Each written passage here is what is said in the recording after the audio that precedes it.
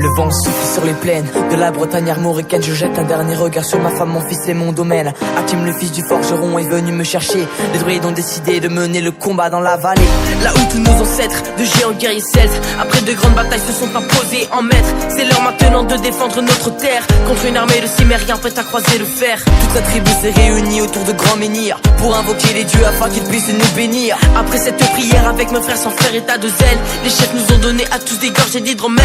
Pour le courage, pour pas qu'il y ait de faille, pour rester grands et fiers quand nous serons dans la bataille. Car c'est la première fois pour moi que je pars au combat, et j'espère être digne de la tribu de Dana.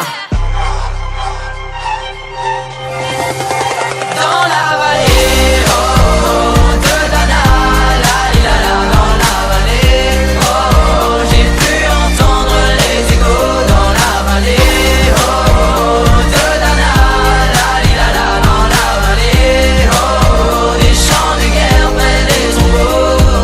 Après quelques incantations de druides et de magie, toute la tribu le glaive en main courait vers l'ennemi. La lutte était terrible et je ne voyais que les ombres, tranchant l'ennemi qui revenait toujours en surnombre. Mes frères tombaient l'un après l'autre devant mon regard, sous le poids des armes que possédaient tous ces barbares. Des lances, des haches et des épées dans le jardin d'Éden, qui écoulait du sang sur l'herbe verte de la plaine. Comme ces jours de peine où l'homme se traîne à la limite du règne, du mal et de la haine. Fallait-il continuer ce combat déjà perdu? Mais telle était la fierté de toute la tribu. La lutte a continué comme ça jusqu'au soleil couchant, de férocité extrême en plus d'acharnement. Fallait défendre la terre de nos ancêtres enterrés là, et pour toutes les lois de la tribu de Dana.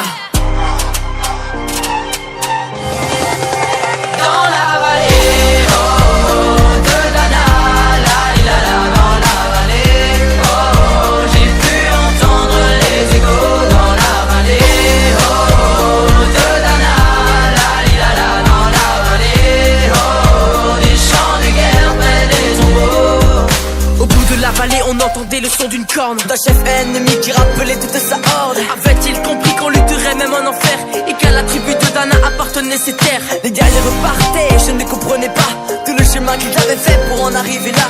Quand mon regard se posa tout autour de moi, j'étais le seul debout de la tribu, voilà pourquoi. Mes doigts se sont écartés dedans lâchant mes armes, et le long de mes joues se sont mis à couler des larmes. Je n'ai jamais compris pourquoi les dieux m'ont épargné de ce jour noir de notre histoire que j'ai compté. Le vent souffle toujours sur la Bretagne armoricaine, et j'ai rejoint ma femme, mon fils et mon domaine. J'ai tout reconstruit de mes mains pour en arriver là. Je suis devenu roi de la tribu de Dana. Dans la